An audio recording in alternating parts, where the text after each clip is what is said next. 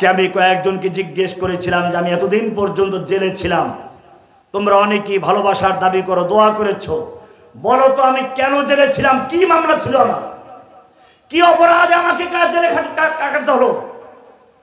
বলতে পারে না। অথচ পত্র পত্রিকায় সব জায়গায় আমার মামলাগুলো সব পত্রিকায় প্রচার করেছে।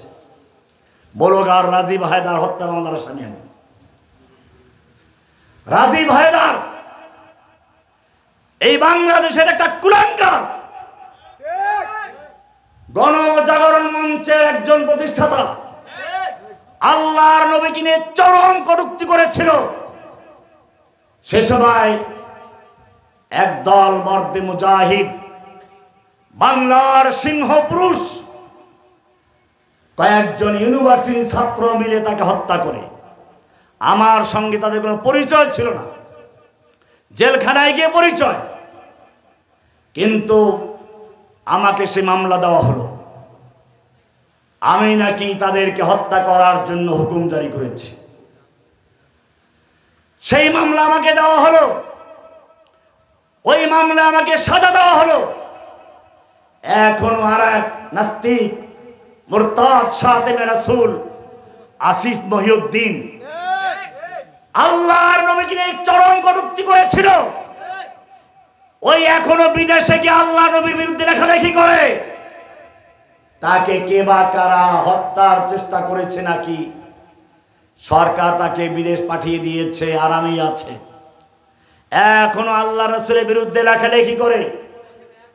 সেই মামলা আমাকে এখনো কোর্টে হাজিরা দিতে হয়। এই মামলা আমার এখনো আছে। কিসের ভালোবাসা? নবী আশিক দাবি করো, নবীকে যারা গালিগালাজ করে, নবীকে তুচ্ছ তাচ্ছিল্য করে, নবীর অবমাননা করে, তাদের বিরুদ্ধে যারা অ্যাকশন নিয়েছে তারা জেলখানায় ফাঁসির প্রহার গুনছে, ফাঁসির রশি তাদের গলার উপরে ঝুলছে, আর তোমরা আরামে ঘুরাচ্ছ। আবার দাবি করো আশিকে রাসূল। কি করে সাহস পায় আল্লাহর নবীর বিরুদ্ধে কটূক্তি করতে?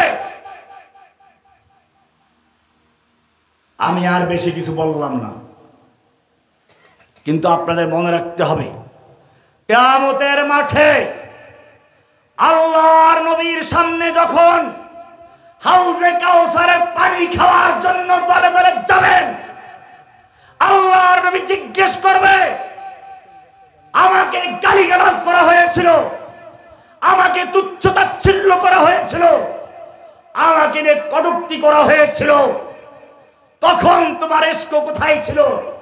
লজ্জা নাই আমার হাতে পানি পান করতে? ভালো এখান থেকে তুমি কি জবাব দিবে? আশিকে রাসূল দাবি করো। কোন এক কবি সুন্দর বলেছেন, তাসির রাসূল ওয়া আনতা তুযহিরু হুব্বাহু হাদা লাউমরি ফিল ফিআল বদিউ লাউ কানা হুব্বুকা সাদিকান লা আতাতাহু ইন্নাল মুহিব্বা লিমান ইউহিব্বু মুতিউ। তাসির রাসূল ওয়া আনতা তুযহিরু হুব্বাহু, তুমি রাসূলের নাফরমানি করো। রাসূল যেরকম চলেছেন, রাসূল যা করেছেন, রাসূল যা করতে বলেছেন সেগুলো তোমার ভালো লাগে না। তোমার কাছে ভালো লাগে হিপ্পি মার্কা চুল রাখা, ইউরোপদের অনুসরণ করা, প্যান্ট কেটে তারপরে ল্যাংটা থাকা। তাসির রাসূল ওয়া আনতা তুযহিরু হুব্বাহু, আবার তুমি রাসূলের ভালোবাসার দাবি করছো। হাযা লাউমরি ফিল ফিআল বদিউ লাউ কানা হুব্বুকা সাদিকান লা আতাতাহু, যদি তোমার ভালোবাসা মুহাব্বতের ইশকের ভালোবাসা যদি সত্যি হতো, লা আতাতাহু, তাহলে তুমি অবশ্যই তার অনুসরণ করতে। যদি একজন নায়ক নায়িকাকে কেউ ভালোবাসে, তার অনুসরণ করে, চুলের কাটিংটা তার মতো করে, এরপরে তার মতো পোশাক পরে।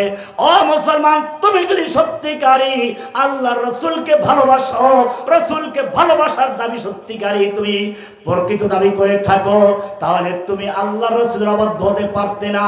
তোমার চেহারা থেকে পা পর্যন্ত রাসূলের কোনো সুন্নাহ নেই। কি সুন্দর কবি বলেছেন, ও उनको तहजीब ने हर बंद से आजाद किया, लेके काबे से सनम खाने में आबाद किया।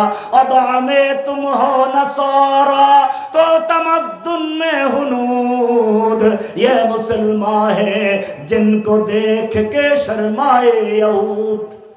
चाल चलने हिंदू, रीतिनीतिते ख्रिस्टान, दाबी करे मुसलमान। কি সুন্দর মুসলমান।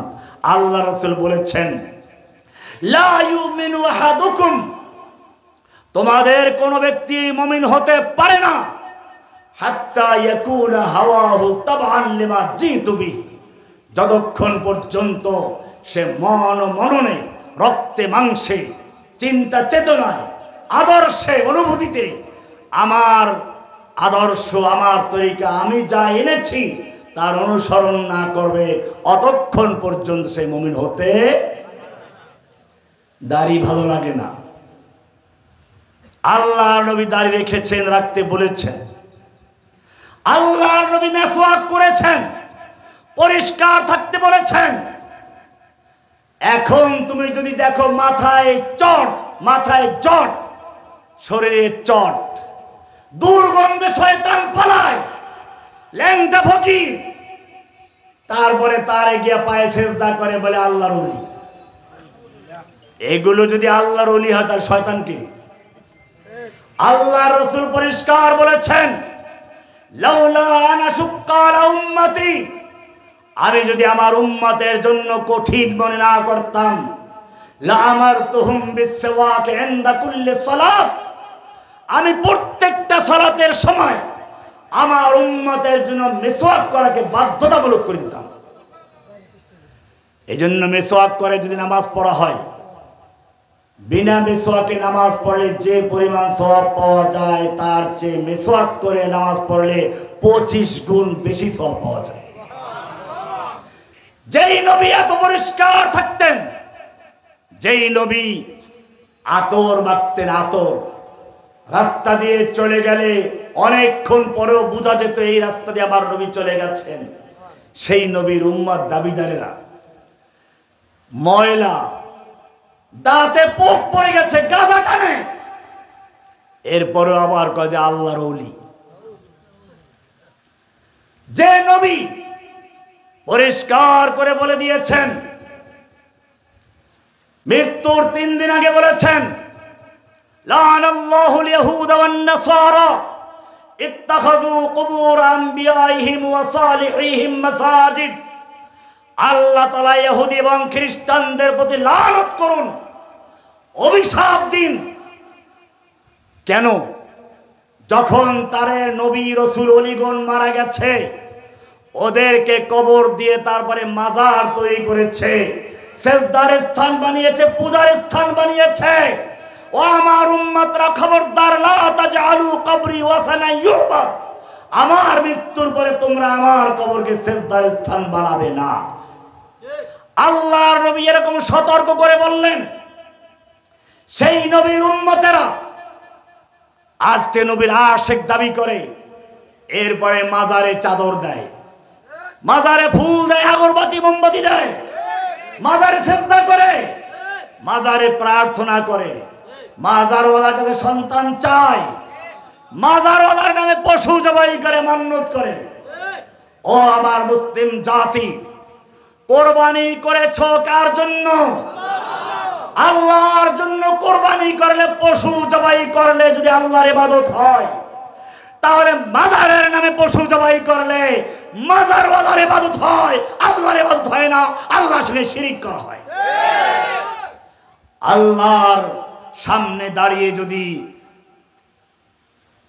সূরা ফাতিহা পড়া হয় বা এমনি নামাজে দাঁড়ানো ফরজ, আল্লাহর সামনে নামাজে দাঁড়ালে যদি ইবাদত হয়, তাহলে মূর্তির সামনে গিয়ে শ্রদ্ধা ভরে দাঁড়ালে পরে কার ইবাদত হয়? শিরিক।